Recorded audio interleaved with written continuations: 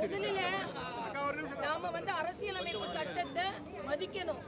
நீதித்துறை என்பது அரசியல் அமைப்பு சட்டத்தின் ஒரு தூண்.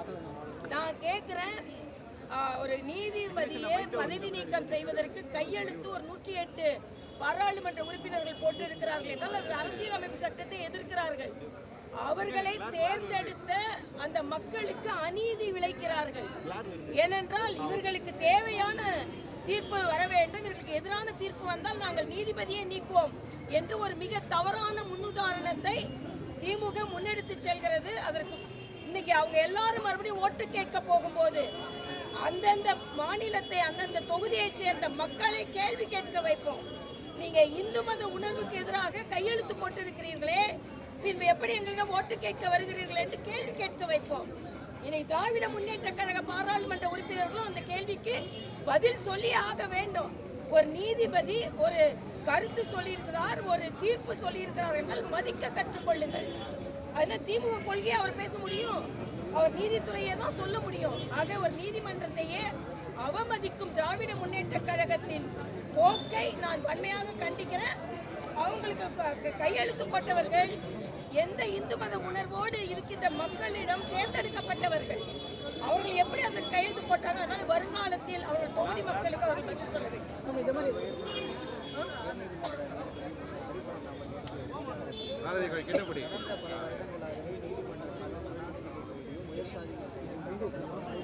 ஹரிபரந்தாமன் எப்படி வந்தார் தெரியும், இத என்ன பின்புலத்துல சில பேர் வந்தார்கள் என்று தெரியும். ஆக அவர்களுக்கு வேண்டிய மாதிரி பதில் சொல்லணும்னு சனாதனத்தில் அரசியலமைப்பு சட்டத்திலும் மக்கள் உணர்வு, பெரும்பான்மையான மக்கள் உணர்வு அப்படி இருக்கும் பொழுது நீதிபதிகள் அதற்கு தான் பதில் சொல்வார்கள். உங்க கொள்கையை தான் நீதிபதிகள் பேச வேண்டும் என்று நினைப்பது தவறு. ஏன் பெரியார் கொள்கையை தான் நீதிபதிகள் பேச வேண்டுமா? இன்னைக்கு திமுக அப்படிதான் மிரட்டுகிறது. என்ன சொல்றாங்கன்னா, திமுக கொள்கையை தான் நீங்க தீர்ப்பா சொல்லணும், வேற தீர்ப்பு கொடுத்தா நாங்க மதிக்க மாட்டோம். ஆக இது வன்மையாக கண்டிக்கத்தக்கது. நீதிமன்றத்தையே மிரட்டுவதற்கு சமமாக இது இருக்கும், நீதித்துறையை மிரட்டுவதற்கு சமமாக இருக்கும். ஆக நாங்க எங்களுக்கு வேண்டிய நீதியை கொடுத்தா நாங்க பாராட்டுவோம், இல்லைன்னா அவங்களை துரத்துவோம்னா என்ன அர்த்தம்? ஆக இது ஒரு தவறான முன்னுதாரணம். இதற்கு திமுகவும் அது கூட கையெழுத்து போட்ட காங்கிரஸ் உட்பட அனைவரும் பதில் சொல்லி ஆக வேண்டும் என்பது எனது கருத்து. தலைமை நீதிபதிக்கு கூட ஒரு கோரிக்கை வைக்கிறாரு. அவர் இருக்கக்கூடிய கன்னியாகுமரி, திண்டுக்கல் சம்பந்தப்பட்ட வழக்குகளும் திருப்பரங்குன்ற வழக்கையும் திரும்ப பெறணும், வேற ஒருத்தர் வழக்கு நடத்தணும் ஒரு கோரிக்கை வைக்கிறாங்க. இது மிக தவறானது. என்ன கேட்டா, இவங்க நீதிபதி இவங்களே சில பேரங்கள்ல இவங்க வைஸ் சான்சலர், இவங்க கட்சியில் உள்ள செயலாளரையும் இவங்க நியமிக்கணும், அதே மாதிரி நீதிபதிகளை இவங்க நியமிக்கணும். நீதிபதிகள் நடுநிலையாக தீர்ப்பு சொல்வதை மதிக்க கற்றுக்கொள்ள வேண்டும். மரியாதைக்குரிய ஜஸ்டிஸ் சாமிநாதன் அவர்களை தனிப்பட்ட முறையில் தாக்குவதை நான் வன்மையாக கண்டிக்கிறேன். அவரோட ஜாதியை வன்மையாக தாக்குவதை வன்மையாக கண்டிக்கிறேன். இங்கே கூட நான் சொன்னேன், பாரதியாரின் ஜதியை யாரும் பார்க்கல, ஜாதியை பார்த்தாங்க.